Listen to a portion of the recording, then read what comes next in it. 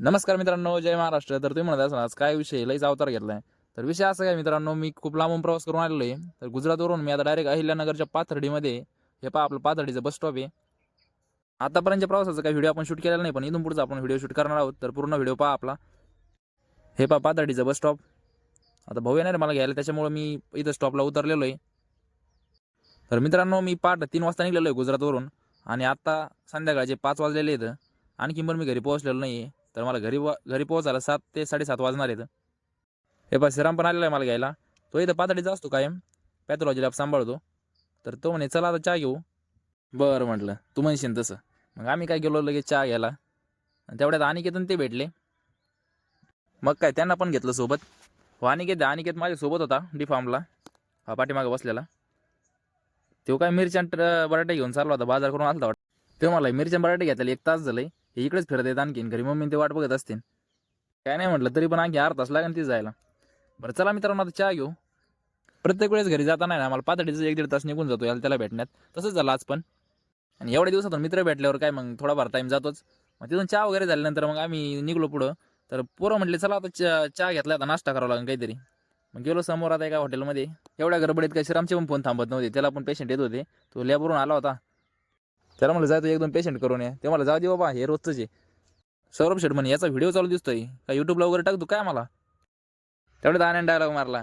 मला आहे ते चॅनल बंद पडून जाईल आमसारखे नमुने जर युट्यूबला टाकले तर मित्रांनो खूप टाइमपास झालेला आहे आता. तर आता आपल्याला निघावं लागेल गावाकडं. तर ही आता शेवटची बस आहे आपल्या घरी जाण्यासाठी.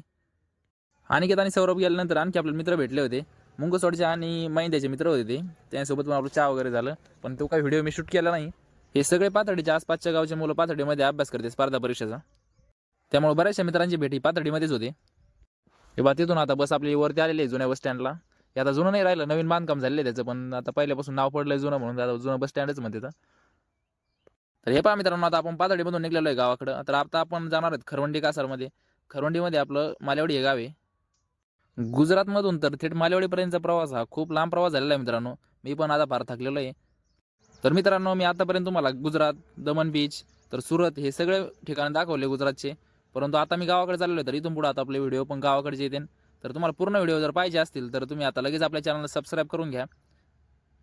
हे पहा आता आपण आलेलो आहे खरवंडीमध्ये. लगेच अण्णाला कॉल करून घेतला आणि म्हटलं आम्हाला घ्यायला या. अण्णा म्हणजे पप्पा बरं का माझे. हे पहा मित्रांनो आपली खरवंडी. तर मी खूप दिवसानंतर जवळपास 3-4 महिन्यानंतर खरवंडीमध्ये आलेलो आहे. हे पहा 2 दिवसात दिवाळी आली, त्याच्यामुळं फटाक्याचे स्टॉल वगैरे लागले तिथं फाट्यावर. श्रीराम सांगत होता मला कोणतं कोणाचं स्टॉल आहे वगैरे. तोपर्यंत लगेच अण्णा आले आम्हाला घ्यायला. हा ना म्हणले लय उशीर केला पोरं. म्हटलं काय आता पहिली गाडी हुकली, मग त्याच्यामुळे ही गाडी उसळ थांबावं लागलं.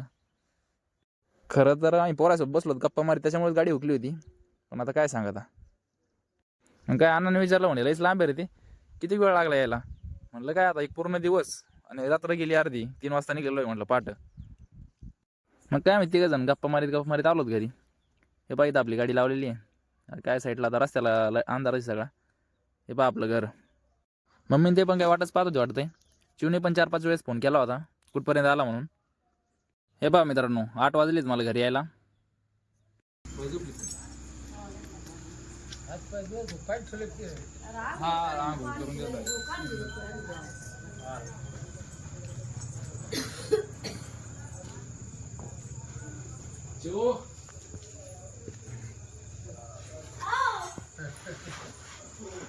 काय करते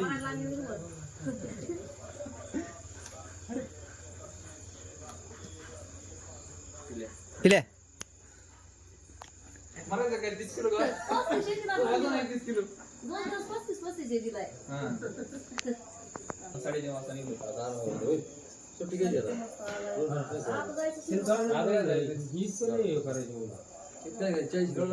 फायनली मित्रांनो मी घरी पोहोचलेलो आहे. तर सगळेच आतुरतेने वाट पाहत होते माझी. आणि आणखी एक महत्त्वाचं म्हणजे मी सुरतवरून कपडे आणलेले. हे फक्त चिवला, दिदीला आणि श्रीरामला तिघालाच माहिती होतं.